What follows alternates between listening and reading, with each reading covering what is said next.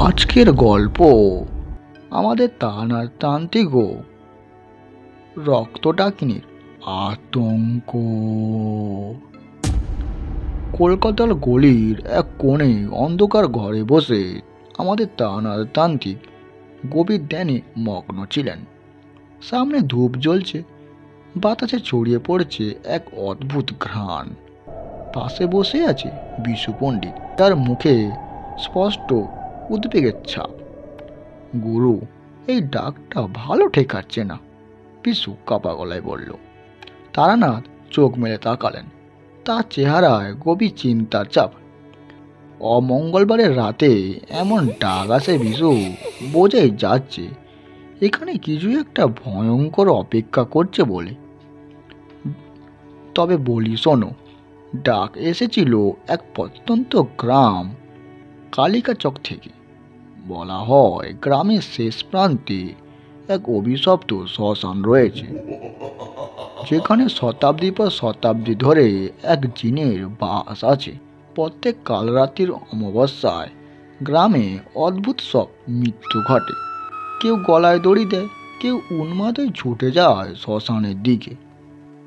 স্থানীয় জমিদার অরুণেশ মুখার্জি একরকম বাধ্য হয়েই আমাদের তান্ত্রিককে চিঠি পাঠিয়েছেন। তিনি লিখেছেন, গুরুদেব কালিকাচকের শ্মশানে এক ভয়ঙ্কর অশরীর শক্তি ঘাঁটি গেড়েছে। রাতের পর রাত মানুষের মৃত্যুর ঘটনা ঘটেছে।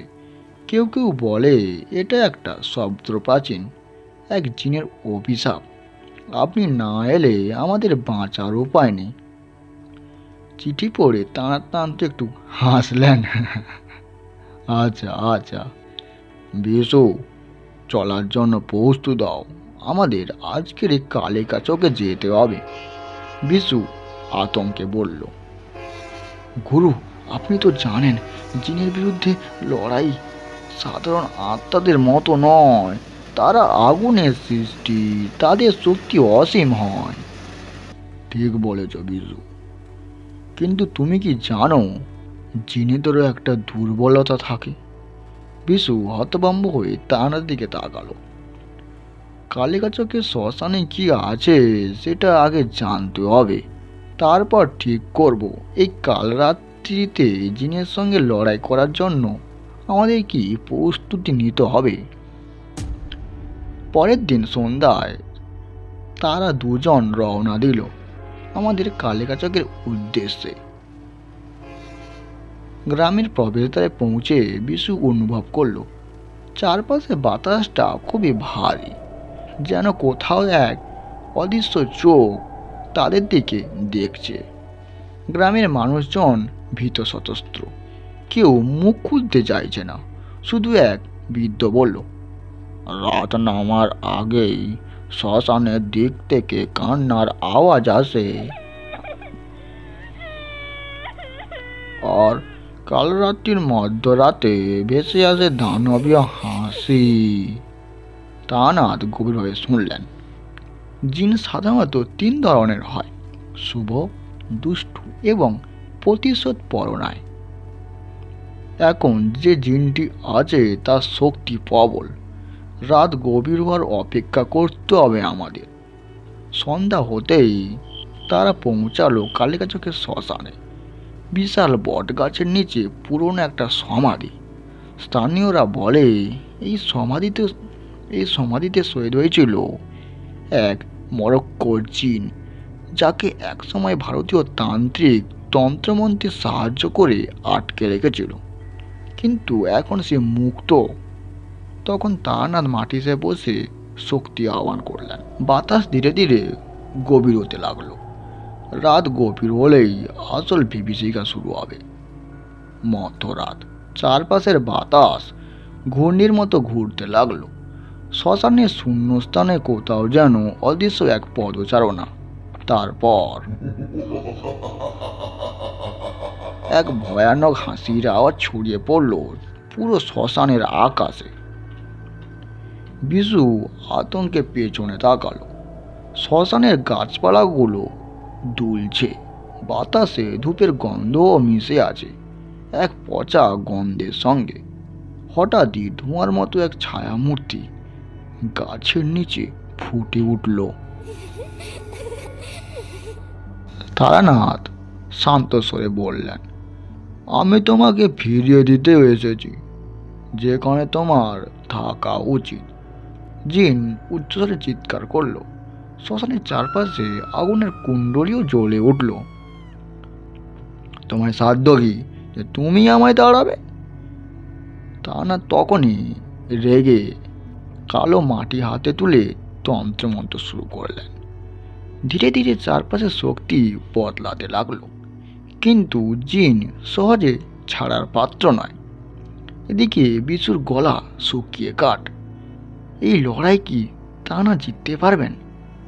তারানাথ তান্ত্রিকও শ্মশানের বাতাসে তন্ত্রমন্ত্রের শব্দ প্রতিধ্বনিত হচ্ছিল। আগুনের কুণ্ডলী থেকে দুয়ার কুণ্ডলী উঠে এসে আকাশ ঢেকে গেল, চারিদিকে কালো হয়ে গেল, আর সেই ধোঁয়ার মাঝখানে একটা বিকট ছায়া মূর্তি বেরিয়ে এলো। জিনের বিকট হাসি শূন্যে প্রতিধ্বনিত হলো। তার লালচে চোখ দুটো বিদ্যুতের মতো জ্বলছিল। আমাকে বন্দি করে রাখার সাধ্য তোমার নেই তান্ত্রিক। তারানাথ শান্ত গলায় বললেন, তোর জন্ম হয়েছে আগুন থেকে, আর আগুন দিয়েই তোকে আমি শেষ করব, ভয় নেই। তিনি পবিত্র ভস্য ছড়িয়ে দিলেন বাতাসে। মুহূর্তের মধ্যে শ্মশানের পরিবেশ যেমন বদলে গেল। ধোঁয়ার মধ্যে এক পবিত্র শক্তির প্রবাহ তৈরি হলো, যা ধীরে ধীরে জিনের দিকে অগ্রসর হতে লাগলো। কিন্তু হঠাৎ একটা ভয়ঙ্কর ঘটনা ঘটল। জিন একটা প্রবল শক্তি দিয়ে এক লাল আগুনের গোলা তৈরি করলো এবং সেটা সোজা তারানাথের দিকে ছুড়ে দিল। বিশু আতঙ্কে চিৎকার করে উঠল, গুরু সাবধান! কিন্তু তারানাথ একটুও নড়লেন না। তিনি ডান হাতে তুলে নিল শক্তিশালী অগ্নিবর্ম। আগুনের গোলা এসে তার সামনে পৌঁছানোর আগেই সেই শক্তিশালী শেতলার ঢালে পরিণত হয়ে উধাও হয়ে গেল। জিন এবার রেগে গিয়ে আকাশে উঠতে লাগলো। সে প্রবল গর্জন করে চিৎকার করল, তান্ত্রিক, তুই জানিস না আমি কে?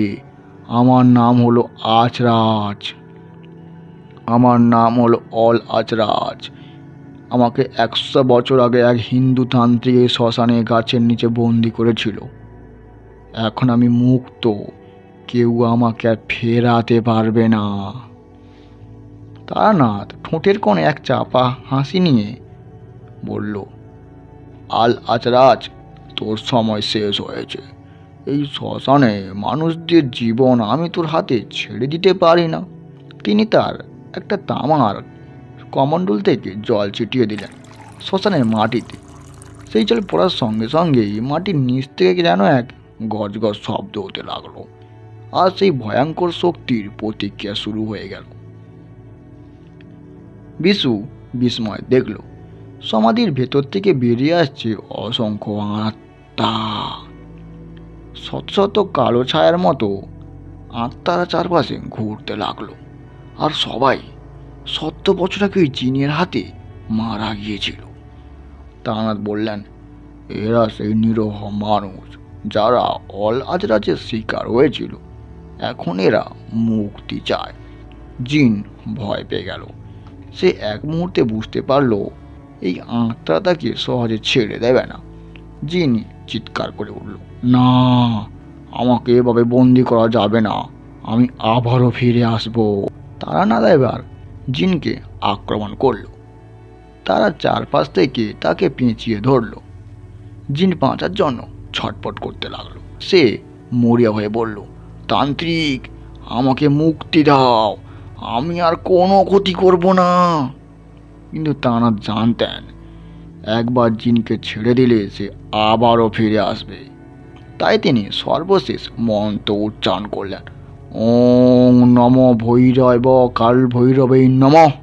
হঠাৎ পুরো আকাশ বিদ্যুৎ চমকের মতো আলোকিত হয়ে উঠল। এক বিশাল বজ্রবাদল নেমে এলো সেই শ্মশানের ওপর। জিন আর্তনাদ করে অগ্নিশিখার মতো জ্বলে উঠল, আর কয়েক মুহূর্তেই মধ্যেই ধোঁয়ার মতো মিশে গেল আকাশে। তানা ধীরে ধীরে চোখ বন্ধ করলেন। শ্মশান আবার নিস্তব্ধ। কালিকা চকের অভিশাপ শেষ হলো। পরের দিন সকালে গ্রামের মানুষেরা তানাথকে মাথায় করে নিয়ে গেল। জমিদার অরুণেশ মুখার্জি কেঁদে বললেন, গুরুদেব, আপনি আমাদের বাঁচিয়েছেন। আমরা আপনাকে কি বলে কৃতজ্ঞ জানাবো বুঝে পারছি না। তানাথ হেসে বললেন, ভালোবেসে থেকো, ধর্ম আর সততার পাশে থেকো। অশুভ শক্তি তোমাদের কখনো স্পর্শ করতে পারবে না। তারপর বিশুকে নিয়ে তিনি বেরিয়ে পড়লেন এক নতুন অভিযানের খোঁজে।